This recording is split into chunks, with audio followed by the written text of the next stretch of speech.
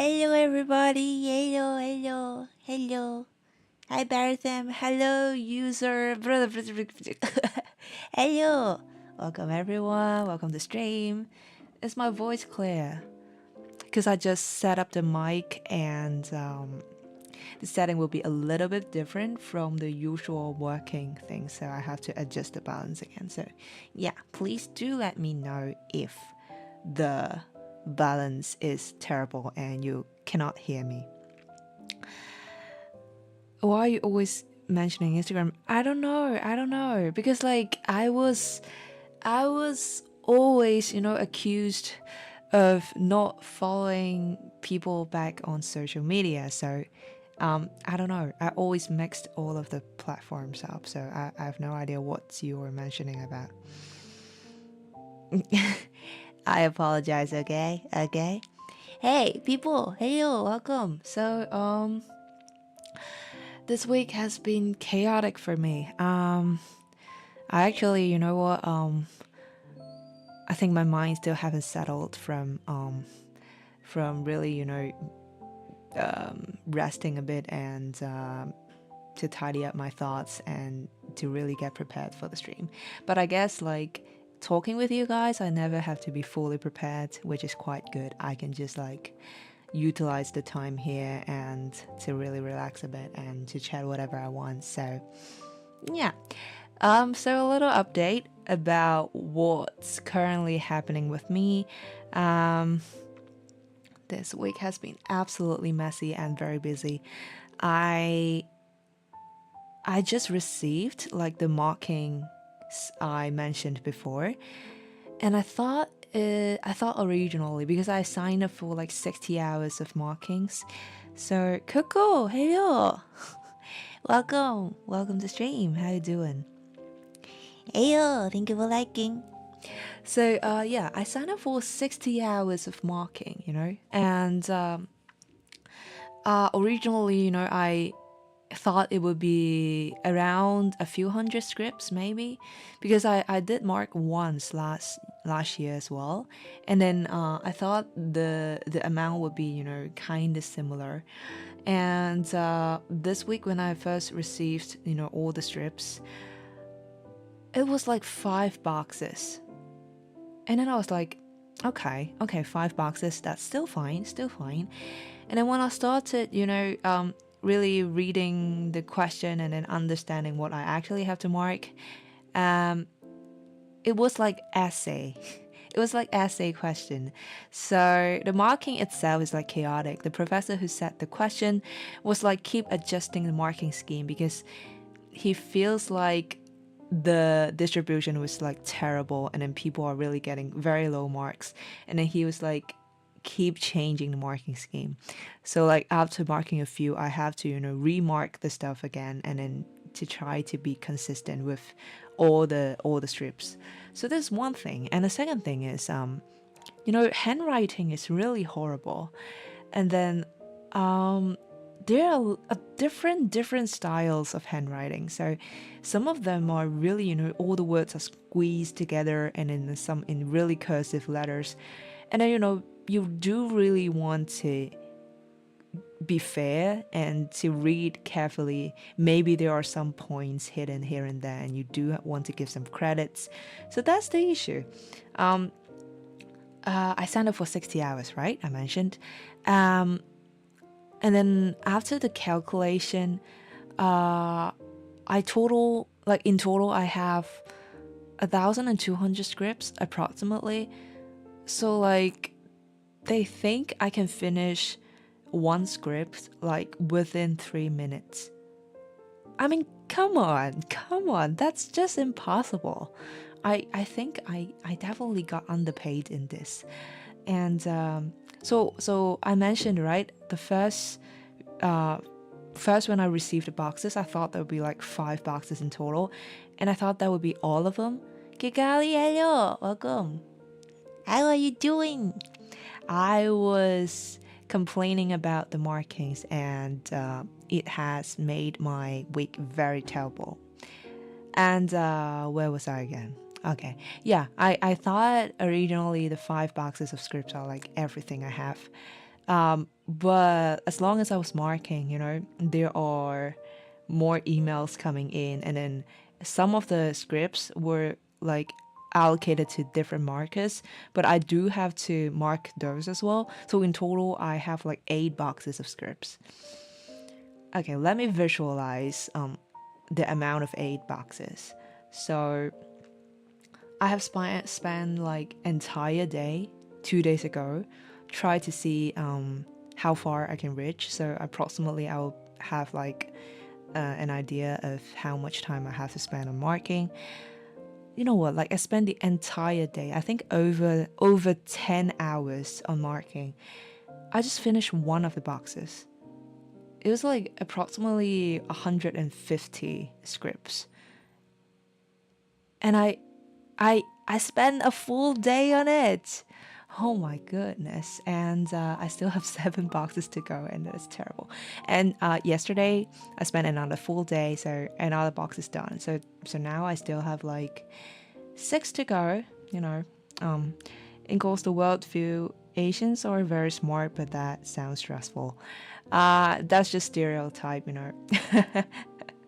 I mean, to be fair, I think there are differences in the education system. We kind of, I can't say we. It's very dangerous to, talk about multiple groups of people. But let's just like use myself as an example.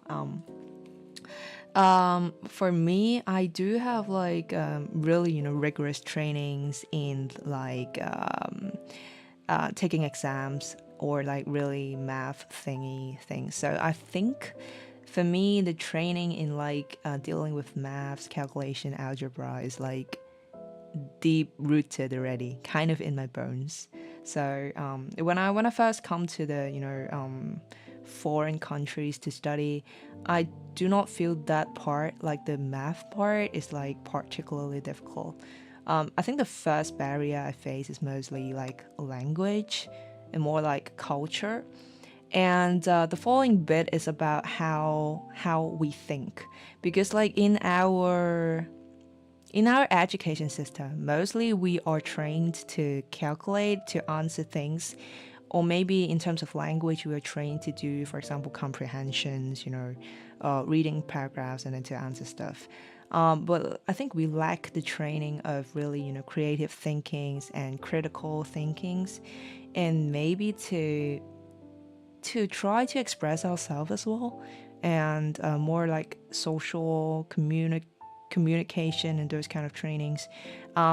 These are not really included in our education system. So I think when these are like mostly the difficulties I face when I first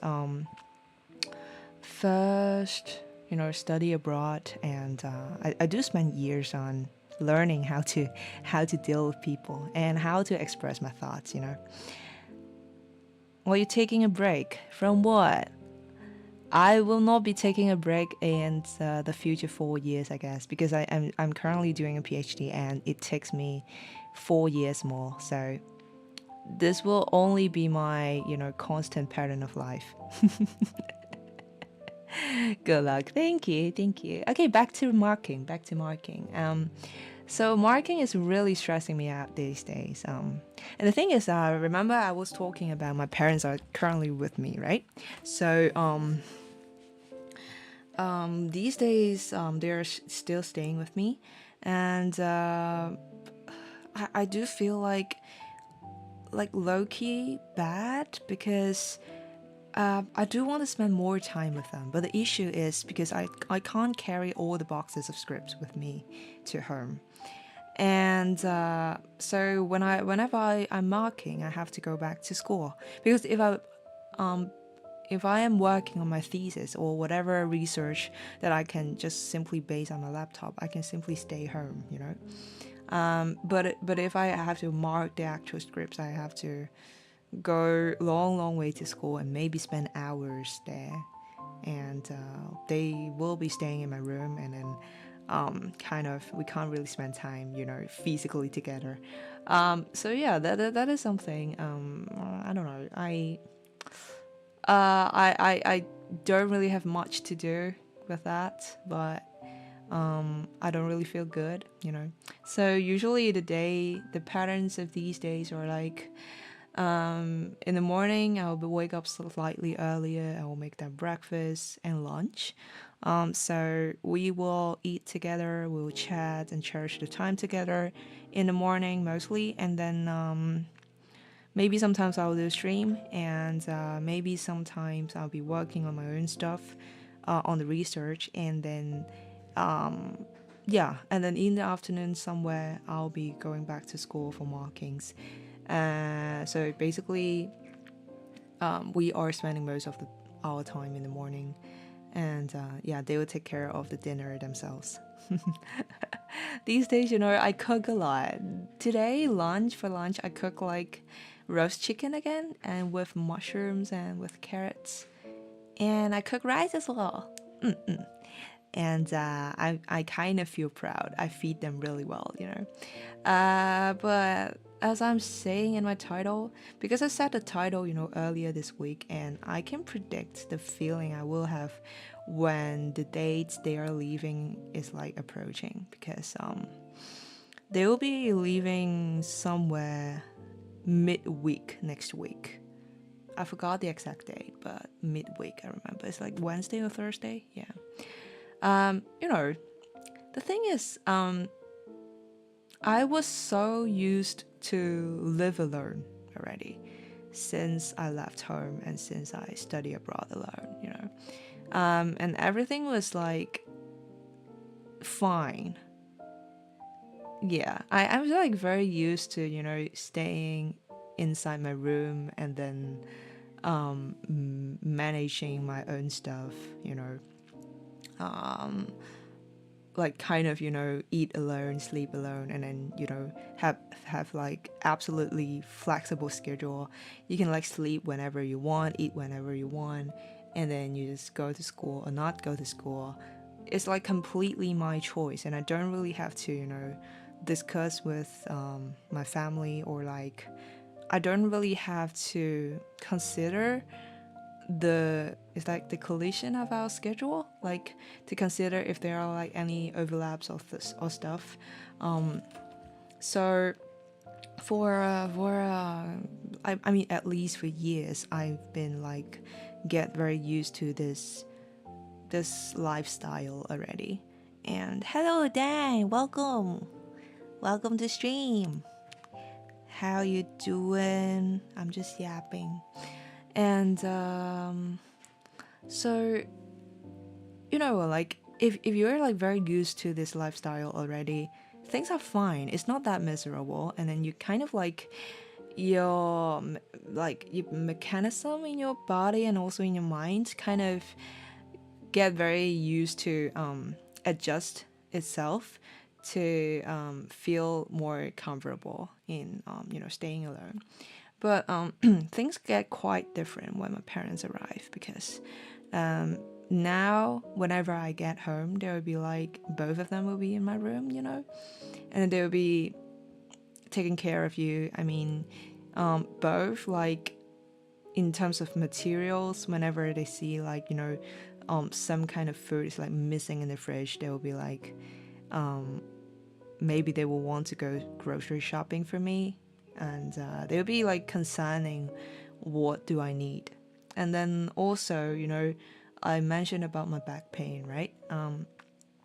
Sometimes when I didn't even realize I was in pain, and then when I get home and when I was like after working for a long day, and then they see your posture is not really correct, and then they see like you look tired, they'll be concerned, and they will be asking like, are you all right, or do you need anything? These things are like really, really normal back in the days when I was like living with them. And then sometimes I even feel they're like so annoyed, just don't bother me, like leave me alone. I want, I will be able to take care of myself. Like don't always ask me this and that. But when you're like living alone for a long time already, and you kind of like get very used to constantly think in your brain that, for example, what do I have to get for the next grocery shopping, what stuff is like missing at home, or like I have to plan my schedule ahead. And but now suddenly, you know, something like someone is like get back to your life again. And then whenever you cook, you have to consider it's not that I myself am hungry or not, but like I can't starve my parents. So like when it's like lunchtime, even though I don't really have the appetite to eat or whatever, I still have to consider like cooking and stuff. So it's like no longer just my own schedule, but like you have to consider the whole family and stuff. And Fable, hello. I love that, you know, you have basically written your whole bio in your name. And then I now know your age, and then I know where you're from. I'm currently staying in the UK as well, by the way. Amazing avatar, thank you. Thank you. I love my avatar as well. We cry from happiness if such a goddess followed me. Oh my. Oh my, okay, I'll follow you after the stream, okay? If that makes you happier. Okay, I wish you a really great day and thank you for watching my stream. Thank you. Oh, by the way, the weather is like magically good today, so make sure to touch some grass if you are available to. Okay, back to what I was saying. Yeah, so the thing is, if I'm like constantly staying alone, things are fine. But like if, you know, I experience again how amazing it could be to be, you know, living with someone that loves you very much, and also you love them very much, you know, and then when I'm like foreseeing that they will be leaving again very soon, and then kind of like the pattern will be getting back to how quote unquote miserable and lonely, you know, staying alone. It just feels bad. It just feels bad. And I'll certainly miss them a lot. Yeah. But life goes on, and I think there's definitely something necessary for me to experience and to learn as well, you know. And I do think, you know, some sort of separations is necessary for maintaining a healthy relationship, or like a very strong bonding, you know. Because like if you're just simply sticking to a person like forever, I'm not talking about partnership, like you occasionally want to divorce for a while. No, that's not definitely not the issue I'm mentioning. But like, for example, like living with parents, you know, if you are like staying basically every single day and then you're sticking together 24/7, there will be arguments, you know.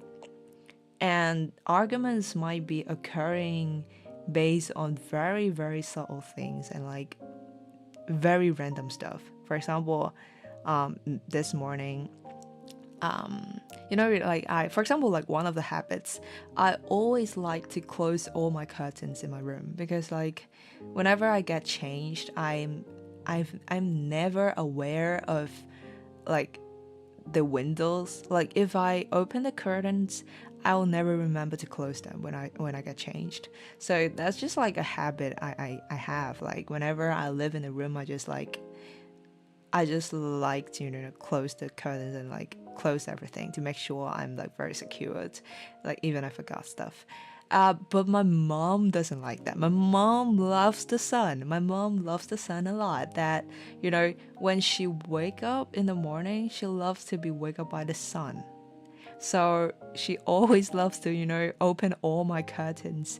And that is like a little bit like, for example, like these are really, really random things, but we didn't really have conflicts. But the issue is this morning when I get changed again, obviously I will not remember that I have to close the curtains. And then my mom was like very panicked, you know, very Asian mom thing. And then she's like, oh yeah, somebody, you know, over the window will be like seeing everything. I'm like, come on, who will be looking? But like, you know, these other stuff. So if you are, living with your parents like 24/7, they will be like observing every single thing that you have, and they will have like some sort of like suggestions, quote unquote, and like something that they don't really like, and then they'll be like speaking, and sometimes you do feel annoyed, and things are fine if like there's like one event here and there, but like if they're like accumulate together, and then that will sort of, I can't say harm the relationship, but like not as good. But like if you are, meeting for a while and separating for a while again, a long while, I mean, you'll kind of like cherish the time you have together. So you will kind of try to ignore the little quarrels you have, and try to, just digest all of them, and then try to, just live with that. So far, my parents are staying here for now. It's like approaching the second week already, or more than the second week already. No, approaching the second week, I guess. So 2 weeks for now. Basically, we do not have any single conflicts, arguments. We're staying very happily. But back in the days, when I was still, studying in secondary school, basically we have like arguments every single day. We are like fighting with stuff. Like not physically fighting. We never fight. Yeah, I don't know. Is that typical or non-typical? But like we never fight in our family. My parents never hit me as well.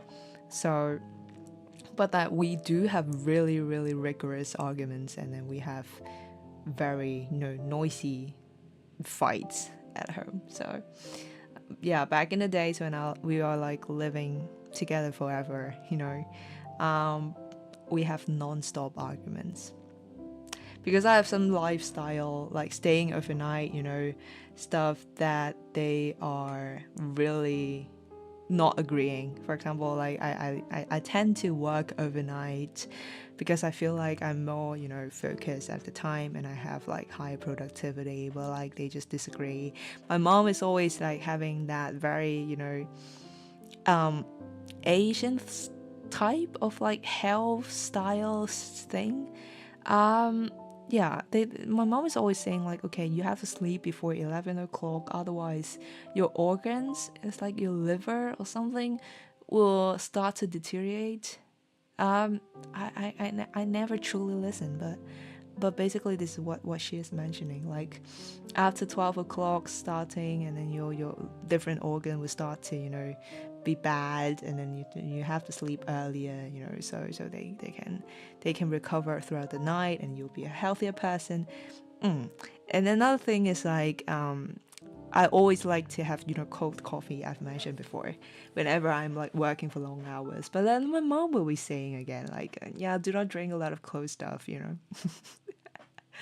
I mean, I do know I can't drink that much, but like, no, I didn't drink so much these days. But like, whenever she sees something in cold form, she'll be like complaining again.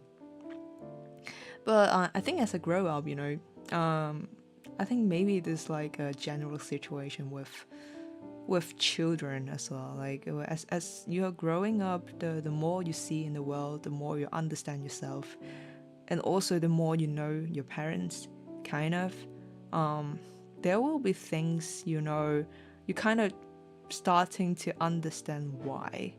Like, why are they so concerned, and then why they have such actions.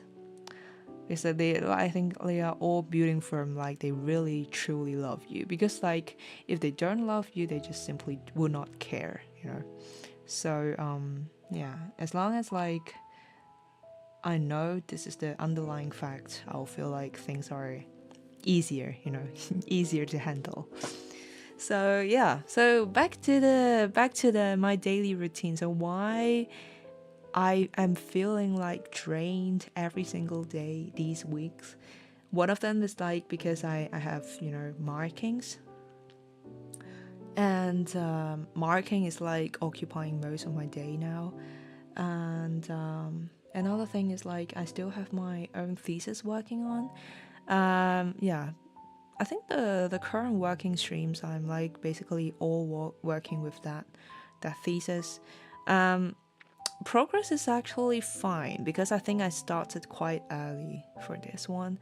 Um, but I do have to present my proposal somewhere like, is that next week? No, 2 weeks later, I guess. Yeah, there will be like a presentation of my proposal, and then I will be presenting, in front of my supervisor and a lot of other people. It's like kind of a public thing, so it makes me low-key anxious as well. Like, I have done presentations before, but mostly the presentations are presenting others' work. So we do have these things called like referee reports, or like judging others' paper.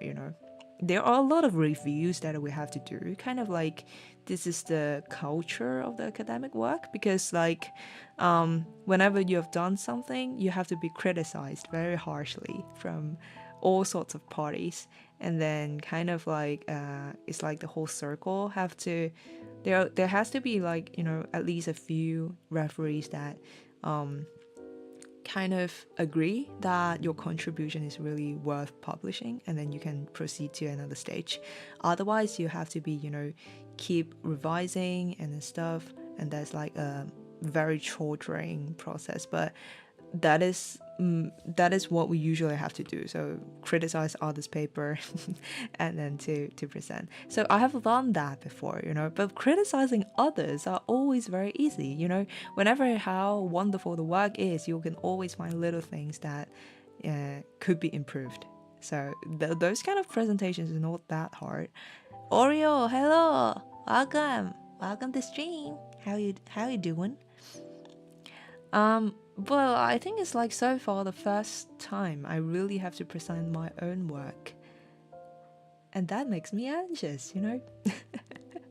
That makes me really anxious because I know how the feeling would be sitting as an audience. There are always all sorts of questions you'll be finding in the presentation, and then there's like, I don't know, being an academic is like kind of, you're being trained as a very critical person, and then whenever you see something, it's like a natural instinct for us to judge and to criticize and spot problems in that. So presenting my own work is like being much more challenging these days. So yeah, that is like making me sort of like, I can't say I'm like extremely anxious about that, but I mean like throughout the day I was like constantly have this thing in my mind that I have to have some good progress, and then to really give a very very big hit fresh first impression. So this is another thing currently going on. And what else? Oh yeah, and then I still have to spend time with my family. The previous Monday we went to London. We had a day trip in London, and it was amazing, because it was my dad's first time coming to the UK, and actually they are not really traveling parents. They're like, they are fine simply staying in my dorm like for the entire 3 weeks, and then because like as they say, the major purpose for visiting me is like mostly to spend time with me.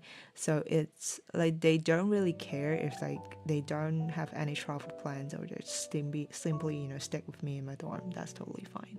But I do feel like it's my dad's first time coming to the UK, and it will be better, at least go to London for once. So yeah, we went there, and the weather is like not perfect, but that's fine.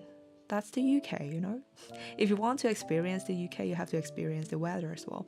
So I'm glad that I do remind them, like even it's like summer, like midsummer, still bring a big coat with you. And these days, whenever they're going out, like even for grocery shopping, they're like wearing a heavy, heavy big coat. Wavy, hello, welcome. How you doing? Yeah. So we went to London, and we we went to the British Museum. But basically, we can't really spend long hours there because we are mostly just doing a day trip. So I think eventually we like spend 2 hours or three approximately there, and then yeah, seeing the most iconic stuff, the mummies and stuff, the statues, and then weather is actually good today for once in the UK. Yeah, I told you. I told you. Um, it has been like raining very heavily in the previous week at my site. And it was like, really windy and stormy. But suddenly, in the afternoon, it would be like the sun would come out and then it would be super, super hot. So I don't know. Whenever I have to go out for a full day, I have no idea what to wear because like I have to maybe wear a t-shirt underneath and then maybe I wear a big coat on the outside. And then it has to be water resistant as well. Whenever it rains, okay, just wear the hood with you, and then whenever the rain stops, okay, take off the hood, and then whenever it's approaching the afternoon, the sun is burning again, and then you have to take off the coat. So yeah. You basically have to get very prepared for the 4 seasons in one day, if you are planning to go out for the full day. It's not in museums, to be honest. I have visited like the British Museum for how many times? I guess like at least 4 times for now. Because like I went alone for the first time when I first come to the UK, because the first time you come to the UK, always you go to the very iconic tourist places, the Big Ben, the Westminster Abbey, and then what else? The London Eye, the British Museum would be one of them. So when I first come to the UK, the first thing I think I did was like the British Museum. And then my sister came here a year later, I think, to visit me. Yeah, and then because it was like the first time for her to come to the UK as well, and then the first thing we did is like going to London again, and then what we do in London is like going to British Museum again. So it was like my second time going there, and then I think it's like the third time will be my mom visiting the UK. So again, it's the first time my mom come to the UK, and then we go to London, we go to British Museum. So it was my third time, and then the fourth time was like very recently, the previous Monday, because my dad first time coming to the UK. And we go to the British Museum again.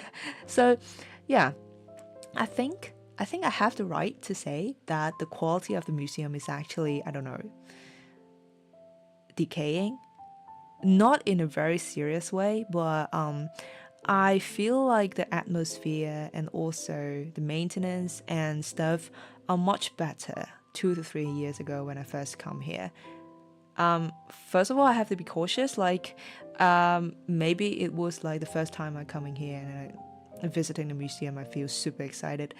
But like, in terms of like the factual things as well, the very recent time when I visit there with my parents, I think a lot of the stuff are like removed for study purpose or like for research purpose, I don't know, but there are some items like removed and just like a sticker left behind on the shelf and it's stating that okay, some of the researchers are taking this object for investigation, is that, or like for study purpose. So some of the items are actually missing, and another part is that there are some rooms that's simply closed. They're saying that they will be reopened soon after the maintenance, but it often do not feel the best if you're like very excited after seeing the map that you want to visit some sort of areas, but like when you arrive there, it is closed. So yeah, these sort of things happened throughout the years. Hopefully July gets better. I think the sun will definitely burn hotter. But I'm not sure about the rain. I genuinely have no idea about the weather. But I think like it's not it's not just a UK thing, it's like generally a global thing, because like it's just like a global warming thing. The whole world is burning. And then I remember my mom was asking me, like, why is the world constantly raining? Like, where is the water coming from? I'm not an expert in geography, I'm just guessing. But like, one of the reasons is like the world is like getting hotter and hotter, and then the ice are like melting, and then that produce a lot of more of water into the cycle of rainings. Luna, hello, welcome to stream. How you doing? How you doing? And then after the museum, we went to the school where I took my master's. And then because my dad was like always wanting to visit, because while I had my graduation ceremony that year, only my mother come to visit me. So my dad always, want to visit that one. So we travel all the way to there. And then what's next? And then yeah, we do the really, tourist thingy. We walk along the River Thames. Is that the pronunciation? And then yeah, take a lot of photos in front of the Big Ben and then in front of the London Eye. It was raining, but I think the pictures were really good, and my parents are really happy. Like they are smiling very happily on the photos. So really great memories. Oh, we went to Buckingham Palace as well. We didn't go there in the morning because like my dad is not really interested in the marching bit, so he tries to avoid the crowd in the morning. So we went there in like later evening, and then we walk along Hyde Park and seeing a lot of birds, pigeons, ducks, swans. River Thames are a beautiful walk to go on. Yeah. And we went to the Tower Bridge as well. I think the Tower Bridge is like really, really, really pretty.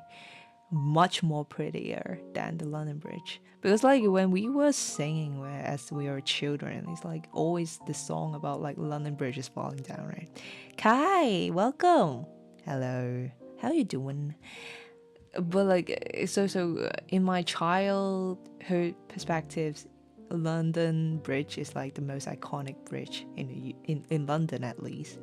But like when I was living in London that year, no, I can't really recognize that as the London Bridge, until I search on a Google map, and then I recognize that as the bridge. But that is just a very, very ordinal, very normal bridge. Just a bridge.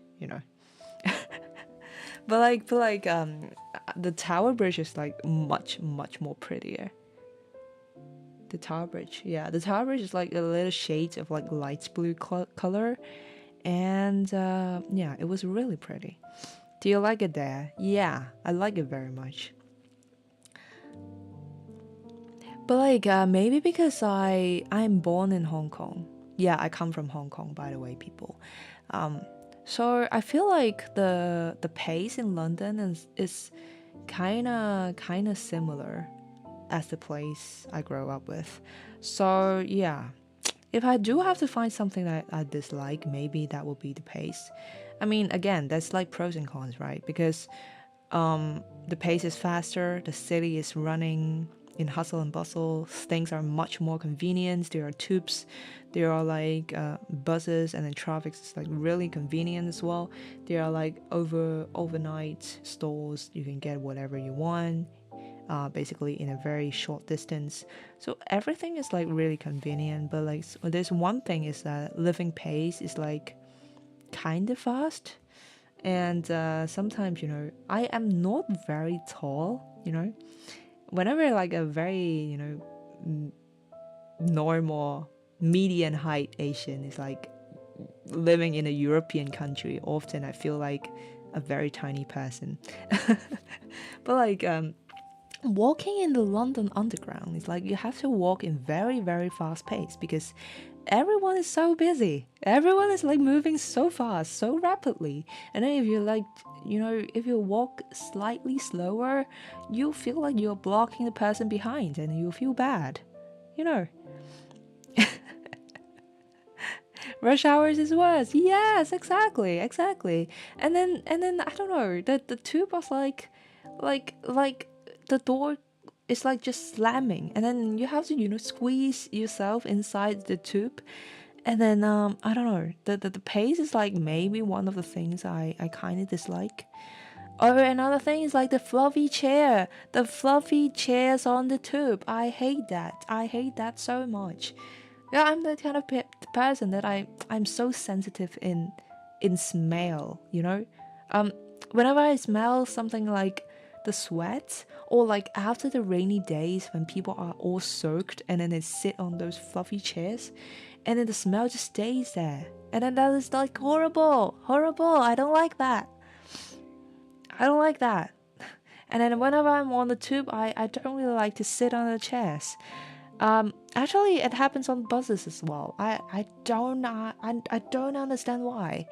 In Hong Kong, our underground chairs are always in metal. Otherwise, it's like at least they are like in plastic. So no smell will be stained on a chair. And then the chairs were like not coated with sweat and stuff. Ew, I just hate it. I just hate it. That's because you do it right.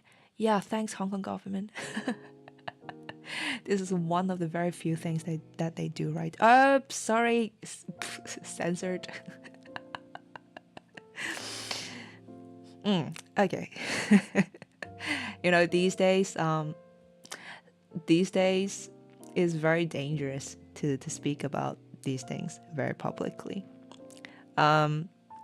Yeah, I think one of the things like whenever, because like now I'm studying abroad, so I'm currently studying in the UK.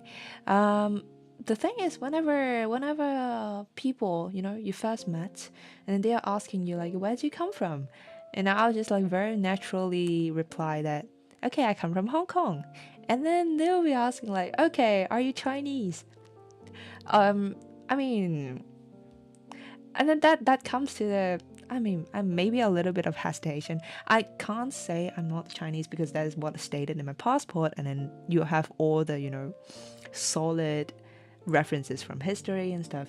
So I don't want to talk about that thing, but I do believe that we have like complete difference in culture and in education system, in all the values we uphold, in how we are raised, and yeah, so I think this is like one of the challenges when I first come to the UK, or like it's not particularly about the UK, but like when I first come to a foreign country, to introduce myself to other people, to the people I first met, and then I try to explain the difference in culture that we have. So yeah, and then it low-key gives me some sort of like responsibilities as well. It's not that how I have to promote the place that I am like growing up. I don't really want to promote that. Like it feels like a very heavy burden to me. And then but like I do feel low-key some responsibility that whatever I act and whatever I speak might give some impression to other that how this place is. Because like comparing to like China itself, Hong Kong is like really a small place, and then comparing the community, comparing to the population and all this stuff, they are like limited Hong Kong people like in the sample size that foreign people will be like in the world in general. How to perceive this place is mostly from the people coming from Hong Kong, and the sample size is like not that high. So sometimes I do feel like slightly a responsibility to act correctly as well, to kind of maintain the reputation of this really precious place for me. Shinobi, hello, welcome to stream. How you doing? Do you find it hard to meet people? Meeting people itself is not hard. Meeting what kind of people is the issue. I'm not sure did I explain myself to you before, but I'm that kind of person. It's like always very and feel very anxious whenever I have to encounter to real humans in the world. Um, it actually gets a lot better. As you can see, like now I can speak, relatively more fluently than before.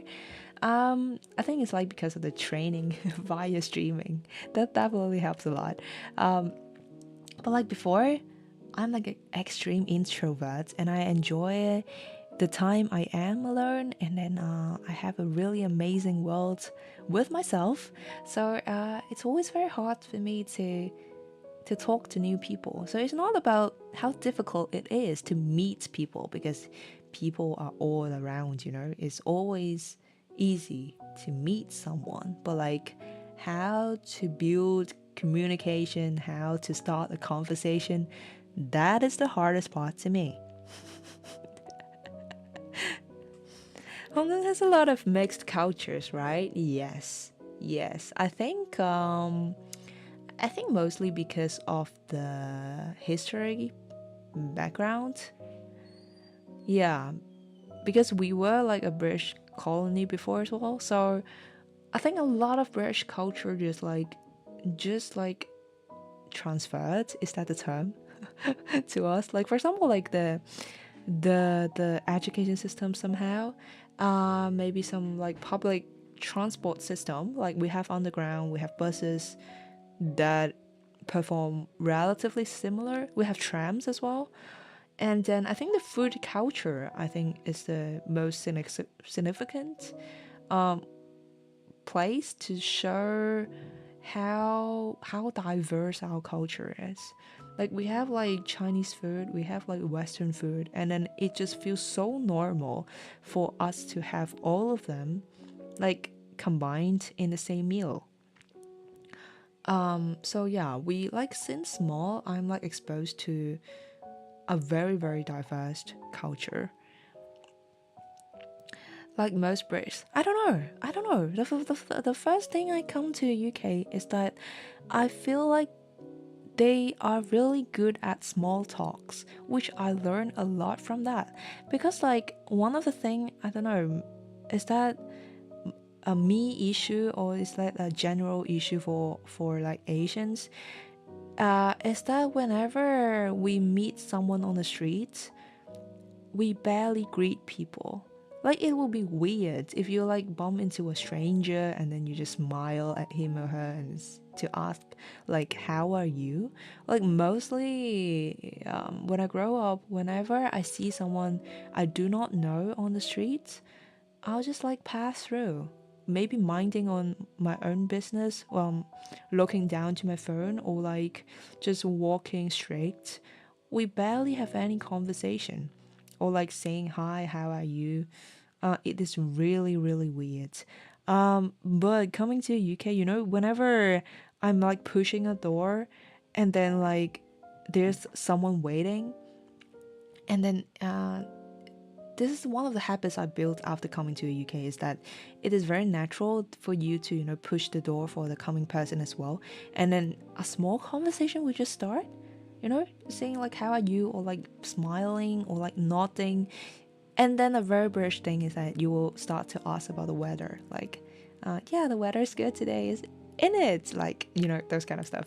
So yeah, and then whenever because like the roads in the UK is like kinda narrow. So like if you have to sometimes when there's a tree or there's like a bush, yeah, blocking your way, you have to kind of like step aside to let the person in front of you like pass first, and then there'll be like a few seconds when you're staying still, and then conversation will just appear. So these are the stuff that I struggled in the beginning because I just feel so awkward to speak with strangers about random stuff, but I just feel like yeah, it just kind of becoming more natural to me right now.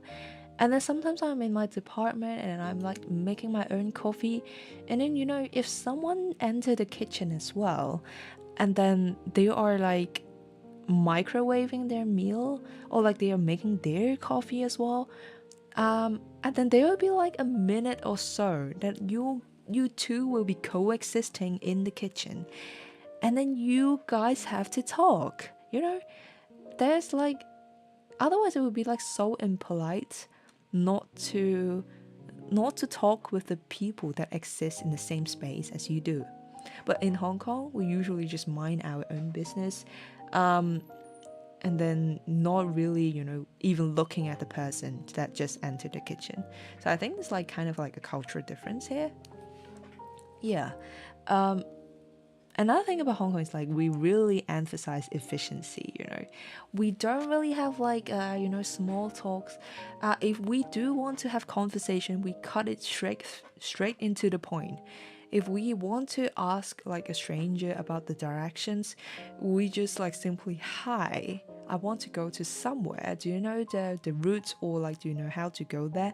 But like in the UK, maybe you'll be like, hi, how are you doing? Like, the weather is blah blah blah, and then yeah, like, how are you feeling? How am I feeling? And then what I'm going to do today. And then after a very small talk, you'll be like, okay, I want to go to this place. Do you know the route, or do you know the direction?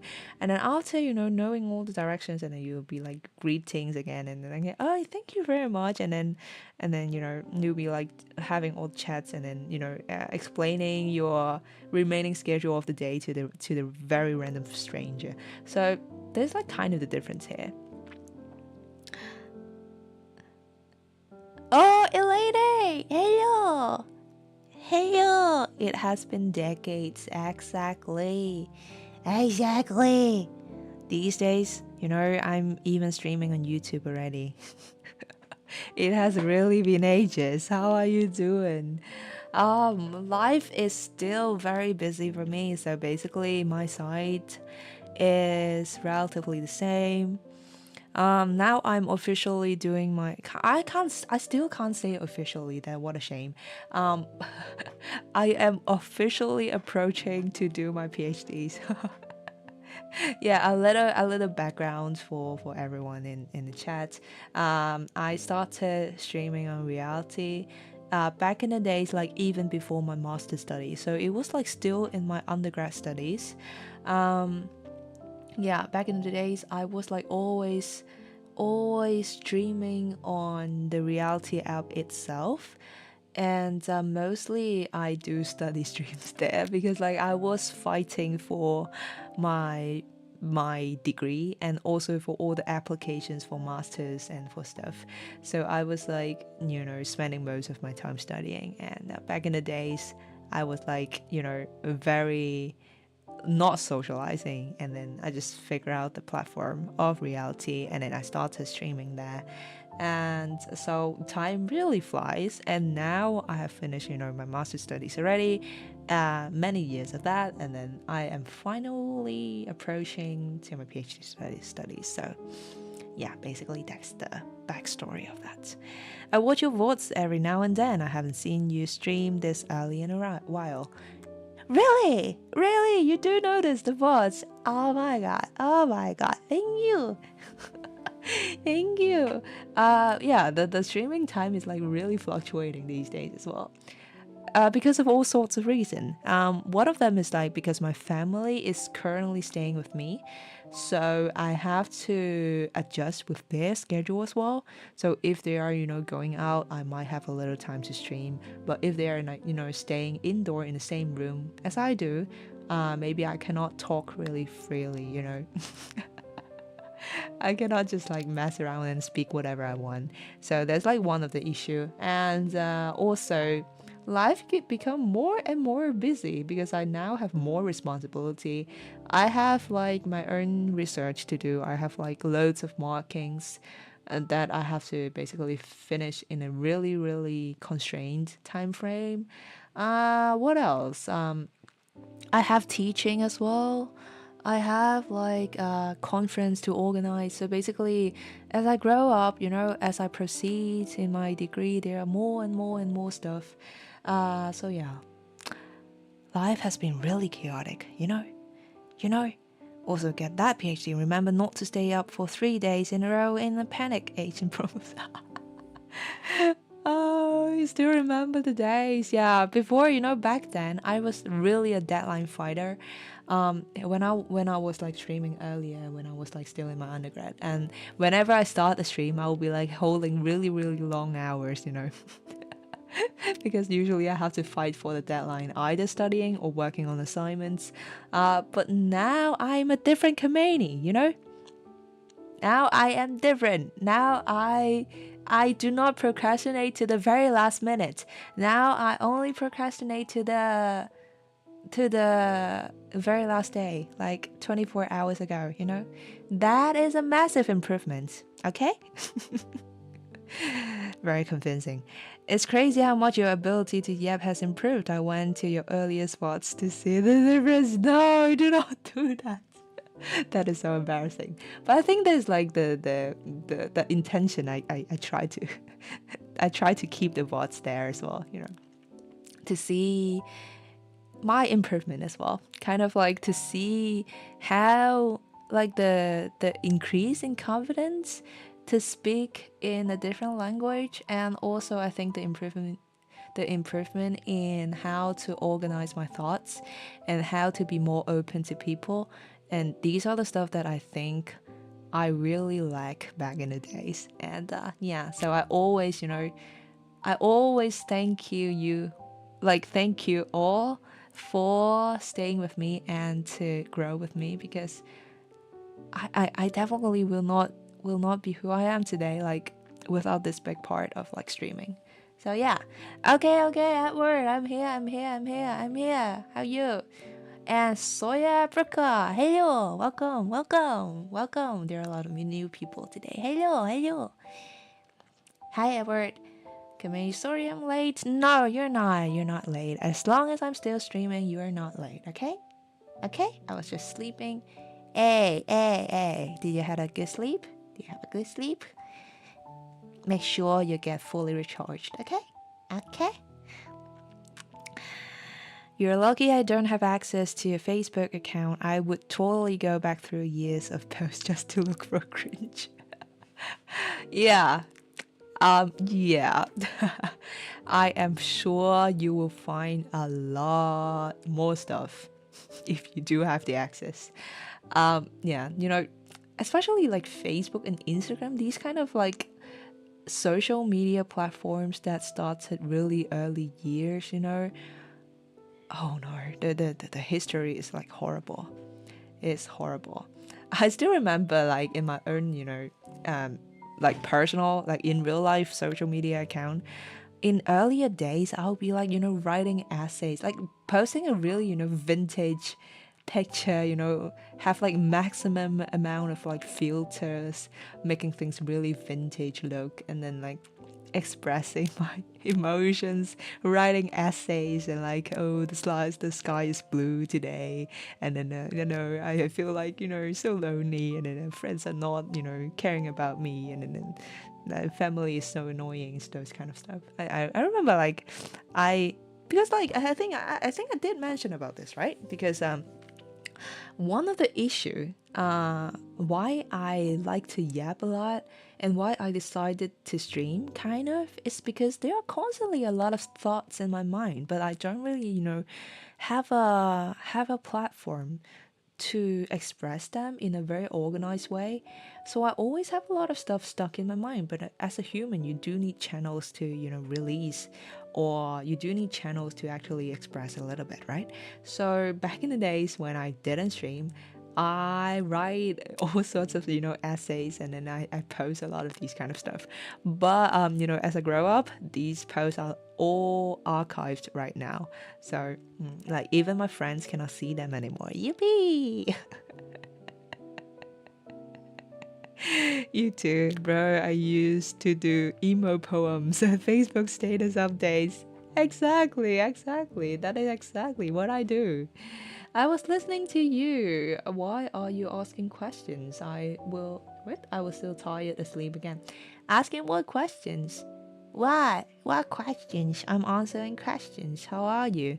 I'm doing fine. Life has been absolutely busy these days, but I think this is the stage, kind of for me to grow up as well. And I think this is the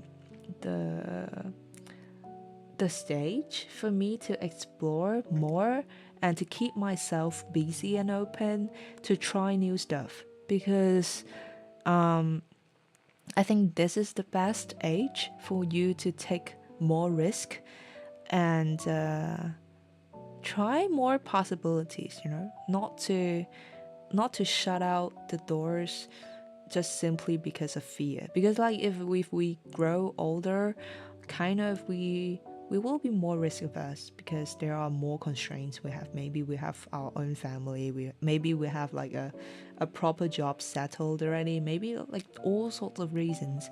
But I think as long as we still have the opportunity to try and to really have some adventures, I'm always like cherishing most of them, to be bold and try stuff that you're really passionate about.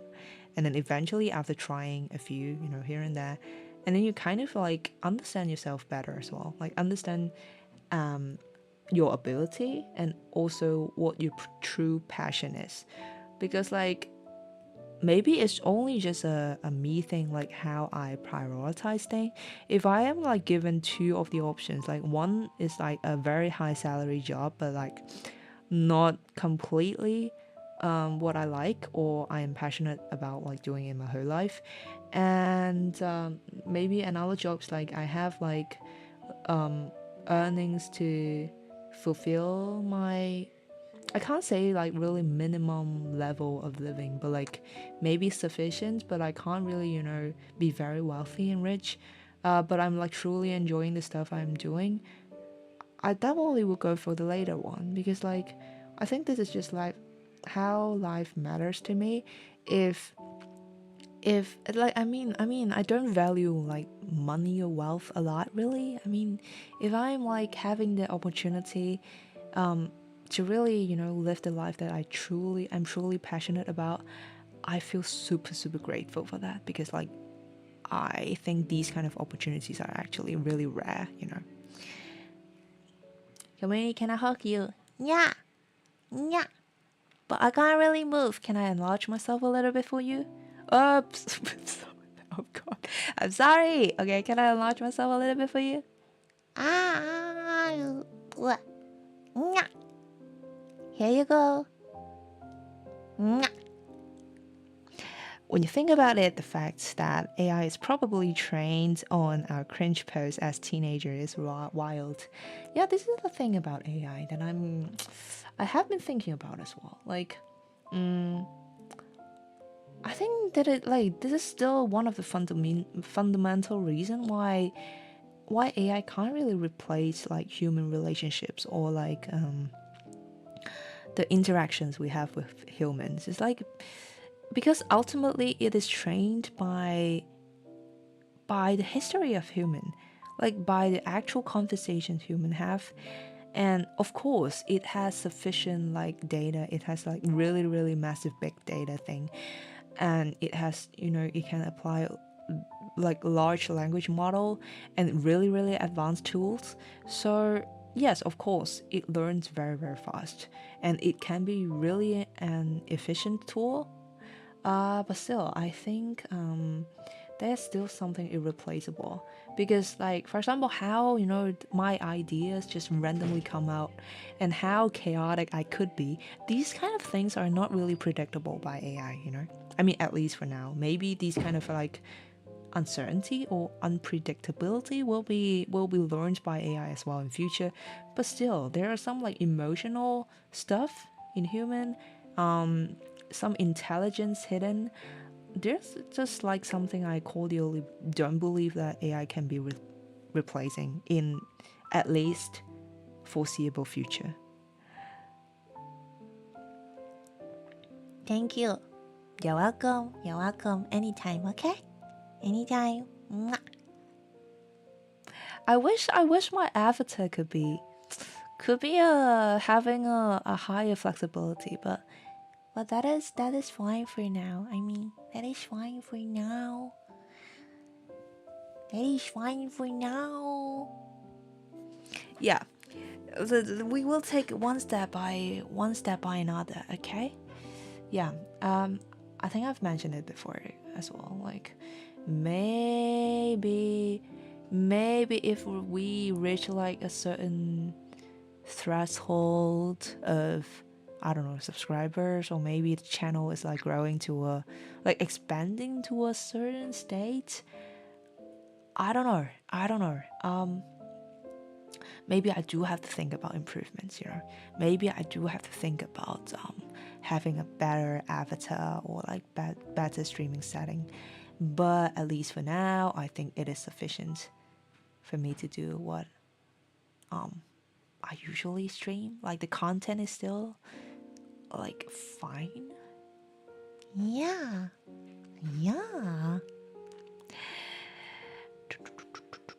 You really shouldn't start doing video essays. You'd be so good. Wait. Oh, you really should. I was thinking like, so you really should start doing video essays. You're so good at it. What do you mean by video essays? What is that? Like, filming myself to write essays? Or like write an essay about doing video? Or like, is video essay a thing? Oh god, I'm terrible. I apologize. I think the only thing AI can't replace is the presence. You are a wise man. Yeah. I think that's the reason why, like streaming, or like these kind of friendships thing, or like still exist. Like, even, sometimes AI companionship can be very tailor-made, and maybe, fulfilling all the needs you're really craving for, but still, the randomness in human, the interactions, the chemistry is still very irreplaceable. And that's why, sometimes these kind of like streams, or like actual friendships, hanging out with people, are still very, necessary in our daily life. Don't get burnout, Koh-mæ. I am already. Yummy. But I guess life is always better when I'm with you all. So don't worry too much, okay? If I'm burnout, I'll definitely tell you guys. Like, it. I mean, I'm not the kind of person that I can really hide my feelings well. If I am burnout, or if I don't feel well, be it physically or mentally, I mean, even before I actually say it out, you guys will be able to feel it. My tone is like totally different, and I can't really hide that. I think it's like kind of a genes from my dad mostly. So it's really funny. My dad is the person that is very, expressive, is that the term? So basically, all of the emotions, whenever he's angry, his face will be darkened, and we can't really hide all the emotions we have.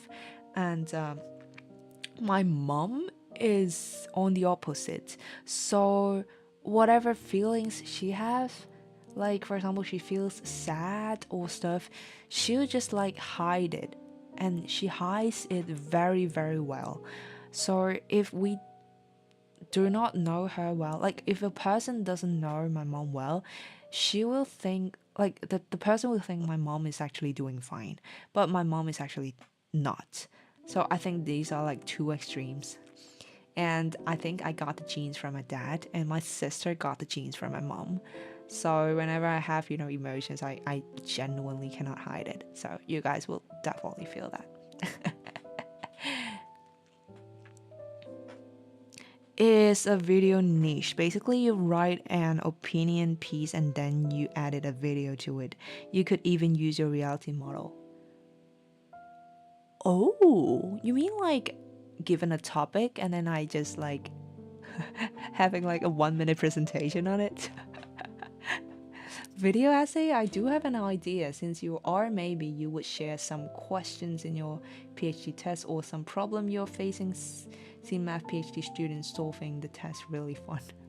First of all, I'm an econ PhD, not like a math PhD. I'm terrible in maths. They are very abstract to me. You know, I genuinely think those genius in maths are just like born differently. Their brain is definitely not the same as mine. I mean, I watch video about some math PhD students uploading content about solving hard math problems.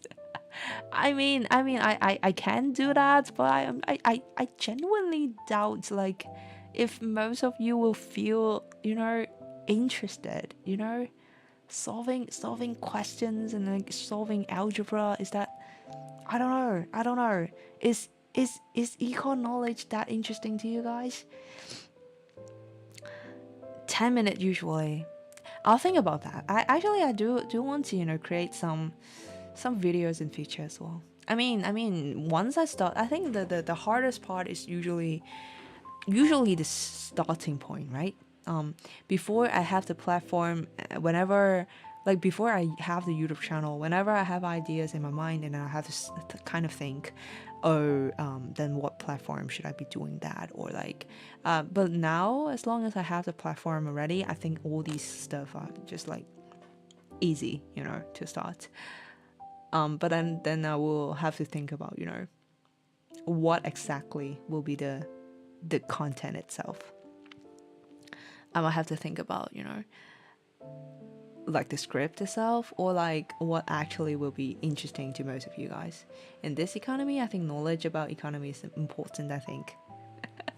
Yeah, this is like literally one of the questions I'm currently marking. Like, because I have to, like, if you have like some really, really brief understanding about economics, we have like micro economics and also macroeconomics. Mostly macro would be something about an economy in general, and then some, how the Fed, or like in the US context, or how the central bank in general make decision, and how the dilemma it will be facing in terms of like interest rate, unemployment rate, output and stuff. And then constantly we have like all sorts of dilemma that we have to solve, and we have to solve it by models, but there is still uncertainty. For example, a basic thing will be, how the public is having expectations on inflation, for example. And these kind of uncertainty will give a totally different result in the solution of the model. So yeah, these are the constantly very difficult part for government or for the central bank. But I'm not really interested in macro, just saying. As I said, I do not care about money. I do care. Okay, I do care, but like not caring as that much. I'm not sure. Is that simply me being weird or stuff? But like, I think most of my peers, give me a sec, I'll switch to YouTube. Okay, take your time. I'm not sure. Like most of my peers are starting to buy bonds and all sorts of like assets already. I have none. I have none of them. I think like until a certain point I have to start using that. I have to start about thinking, about savings and like wealth accumulation. But I just don't bother to start it right now. Life has a lot of more interesting stuff that is already overwhelming to me. The sound quality is so much better on the YouTube side. Neat. You know what, Elated? Because like, okay, let me explain a little bit how chaotic the setting I have currently. So whenever I want to start streaming, okay, on both YouTube itself and also in reality, basically I have to, because for a better avatar display, I have to stream on my tablet. But usually, the tablet mic will be much worse than your phone mic. But like you have to balance the resolution of your avatar as well. So yeah, the best solution is like to stream on my tablet, and then I need my second phone to kind of like moderate the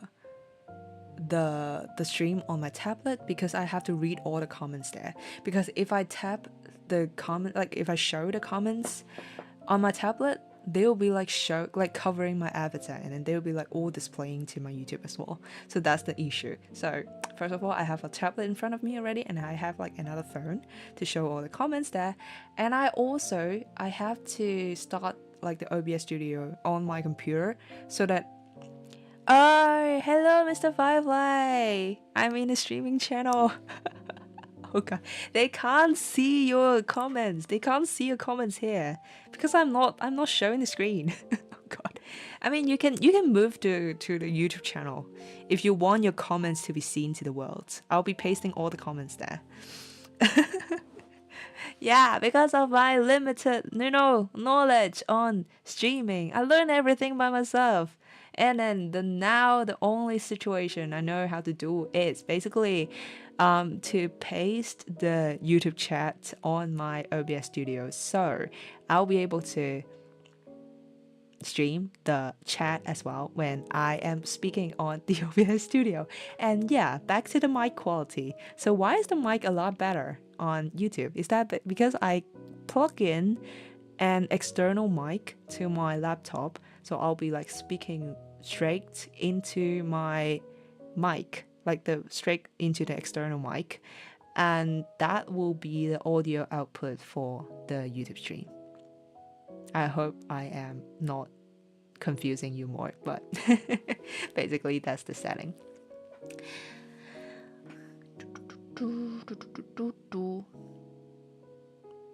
Oh, wait, Komeini got tagged chaotically, but hey, if it works, it works. Yeah.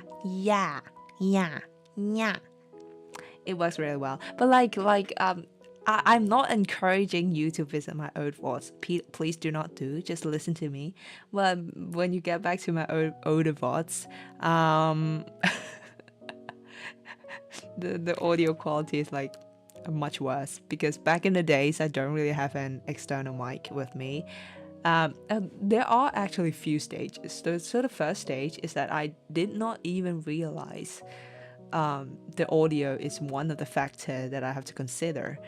And then I'm like simply speaking straight into my laptop using the inborn, mic in my laptop.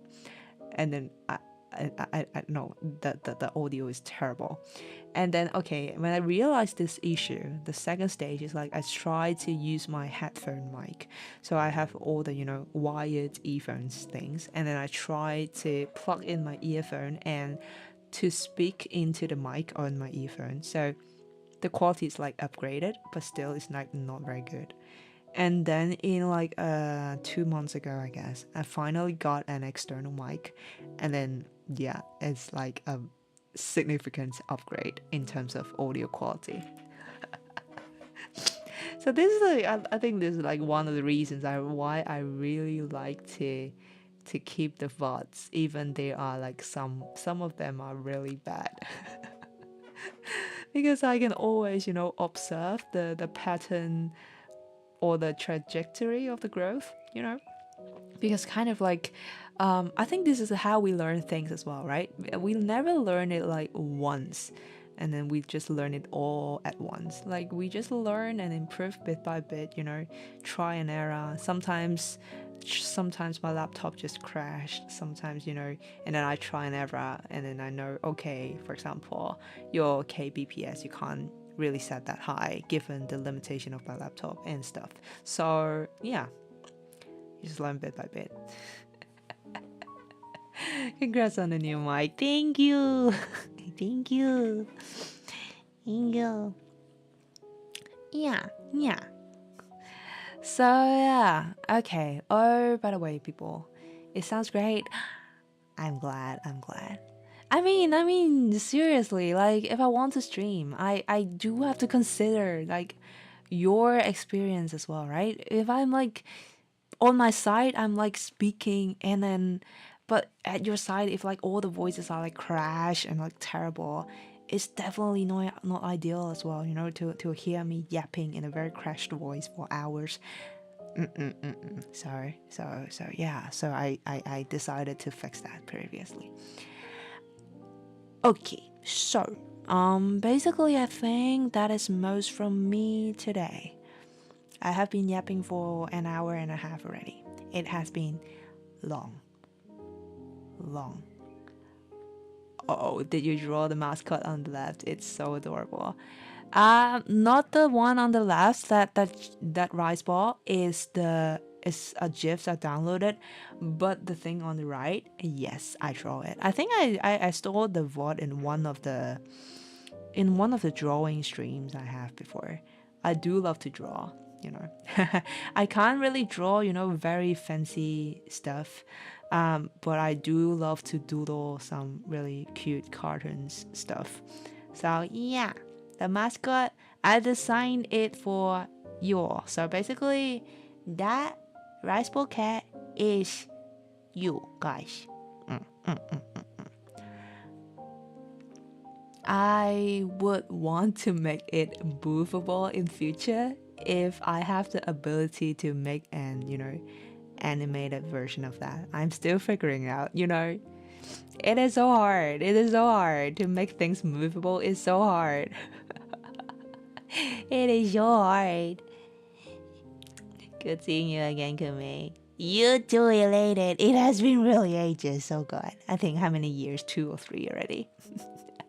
It always feels so good, seeing old friends again, and then to see somehow the same person underneath, but like you do see changes, and then at that moment, you both grow up. I genuinely like these kind of moments. 1 hour and a half already, man. Time really flies. It does, and time flies even faster whenever I'm streaming with you guys. You know. Okay. So yeah, what's remaining for my day? Markings. Exciting.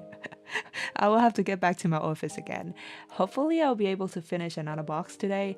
As I said, I have 8 boxes of markings in total.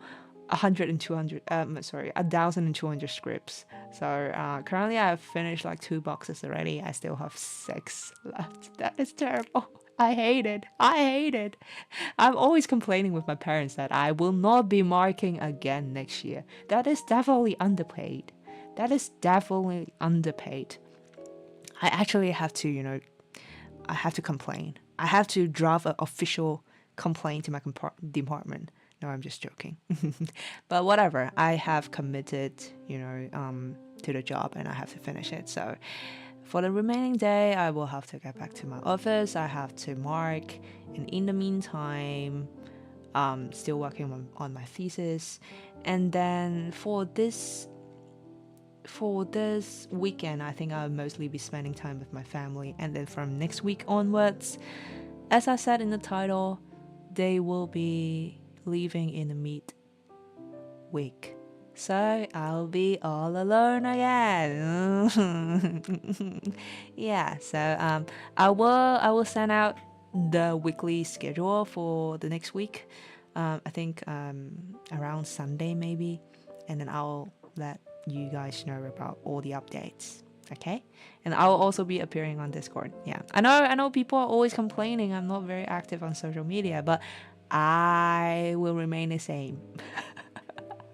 I will ignore the complaints and remain absolutely the same because I am who I am. Okay, leave me alone. Leave me alone. I will reply messages just like in my own pace. Okay. Okay, so yeah, because like forgive me, okay, no, let's be serious. Like I just don't check my phone always. I love to, enjoy existing in the world and be bombarded with real life events and not really, doom scrolling on social media and observing others' life. Because if I want to know about others' life, I wish to know it personally from conversation, or like if you do want to share with me, I I love to listen from that. Like, if you want to share your life with me, I love to understand how you truly think, or like how you feel underneath, but not those kind of, I mean, again, I'm not saying like it is bad, okay? I'm just saying a personal preference that I don't really like to simply observe the selected materials that the influencers love to show on social medias that appear to be good. You know, if they are really good, I'm not saying that they are not good, okay? Again, just like, I don't really care. I don't really care if they're good. Like, good for them. But like, I care more about how my friends are living. You know, I care more about how my family, my friends, the people I care about are living. So, if my friends and family are sharing those kind of stuff with me, I think I want to spend more time on that. Yeah, yeah. So basically, that is how I think. I'm back full of right now looking for rice to make the dish. You eating me? No, I'm joking. Yeah, rice is amazing. I personally love rice a lot. I think that's like one of the reasons why I like kind of designed the lore of my character in such a thing as well. So yeah, enjoy your rice. Rice is good.